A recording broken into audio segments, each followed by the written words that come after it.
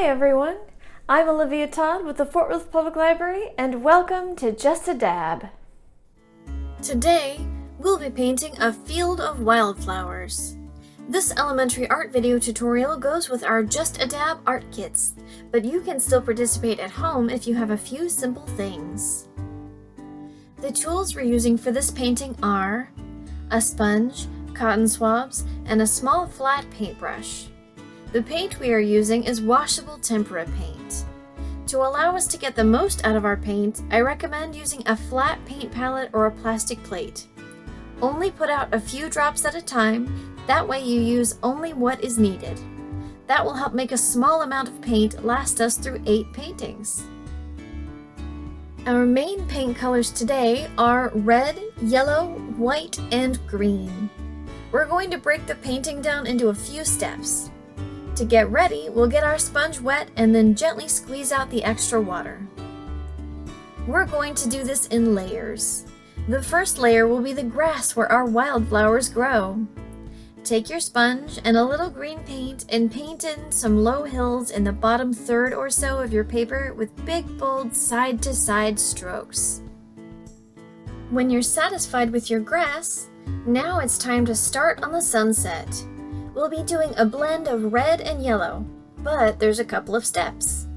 First, use one clean corner of your sponge to put down your layer of yellow. We want it strong at the top and fading down. We'll put our red on after this. Red is a stronger color, so putting it on second will let us fade it down to yellow more easily.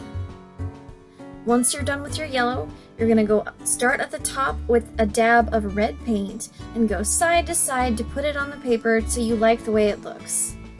We're going to leave a little stripe of white space between the green field and the sky to highlight the flowers. After you put in the sunset, we need to wait for it to dry. While you wait, I recommend reading the picture book Legend of the Indian Paintbrush by Tommy DePaula. It should take about 5 minutes to dry, but if it isn't ready after 5 minutes, set a timer for a few more minutes and come back to it. We're creating something new, and that takes time. Your art is going to look different from mine, and that's exciting. Each painting is as unique as its artist.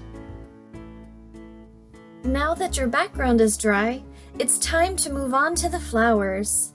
I'm going to use a bundle of 5 cotton swabs, but you can pick a number that fits your hand. Our flowers will be red and yellow. I want yellow on top and red at the bottom, so I'm going to dip my cotton swab bundle into red and yellow paint that I put side by side on my palette. You can include a little drop of white too if you want for extra contrast. Now I'm going to use the cotton swab bundle as a stamp to start putting flowers on the paper. I'm using an up and down motion. We'll fill in a lot of the space with the little flowers. Next, we'll add some bigger ones toward the bottom of the painting in the foreground. This adds some interest and depth to the painting. I'm also going to add some slightly bigger ones further back in the field and a few faint ones at the horizon line.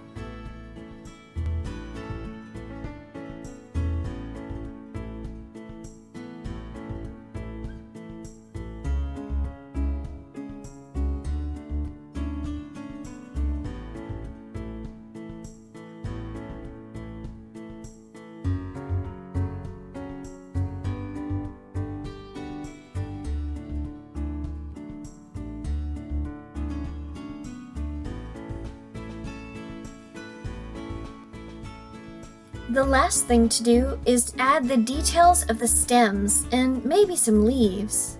We'll use the skinny side of our paintbrush to add a few stems in the field. Don't worry about having to add stems to every flower. We can't see that in a real field anyway. These are just details. I'm going to add bigger stems and some leaves to the bigger flowers close up to us at the bottom, but you do what looks good in your painting.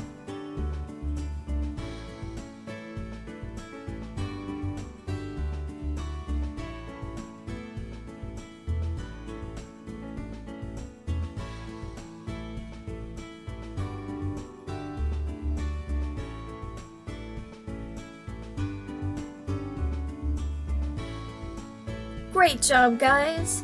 All done. Thanks for joining me today.